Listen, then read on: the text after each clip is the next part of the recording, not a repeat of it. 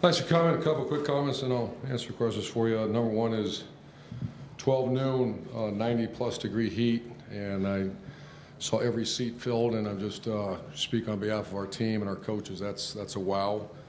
You know, most schools across the country, you play a game like this, and it's not like that. So I just want to be real clear, and, you know, just, man, oh, man, that's awesome to look up there. And I do.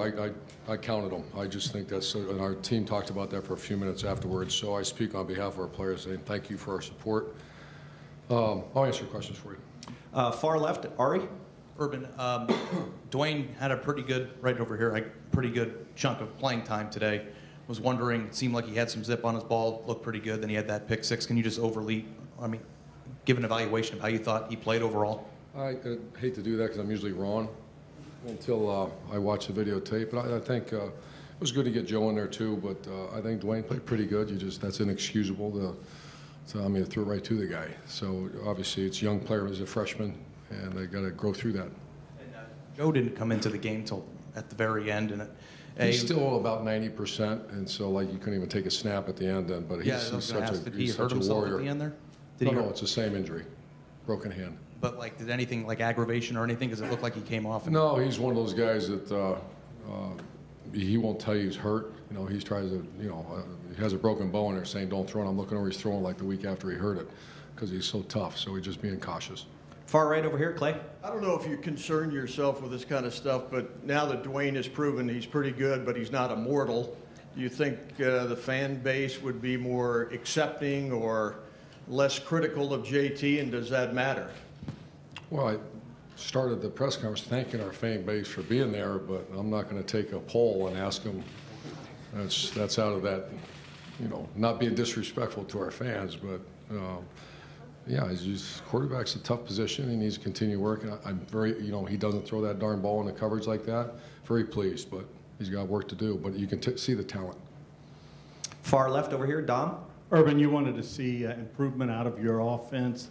With JT in there, 5 touchdown tosses, just overall your thoughts of how the offense improved? Probably the same thoughts as everybody else. Let's go do that against a team that's equally matched. You know, and that's my challenge every day for myself, for our coaches more importantly, and then obviously our players. So that's our challenge is, you know, Big Ten Conference officially starts.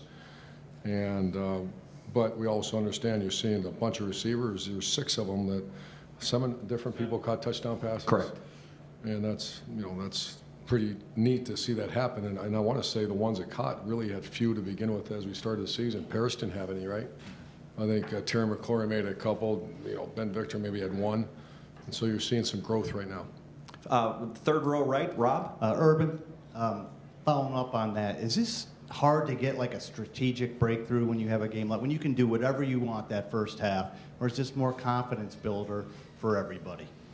All the above. You know, I think I'm very pleased with coming out with it was, you know, this is when coaching and where you got to get them ready to go. You know, but you imagine looking up there at the scoreboard and 17-14 in the second quarter or something like that. And that, you know, they still have to go out there and play very hard. And I thought they did. I was very pleased with the first team. They just no nonsense went out and played as hard as they possibly could.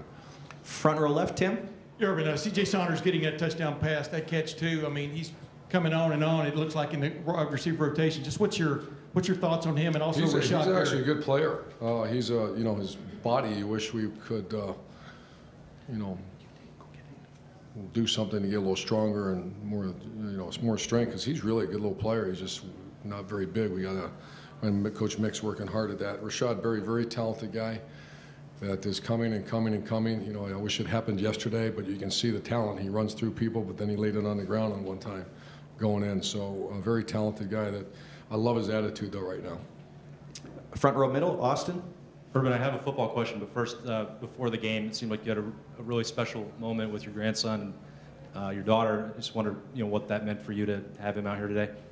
I already said I think I know my Christmas present for it's going to be a nice canvas picture of me and my grandson in the horseshoes. So that was awesome.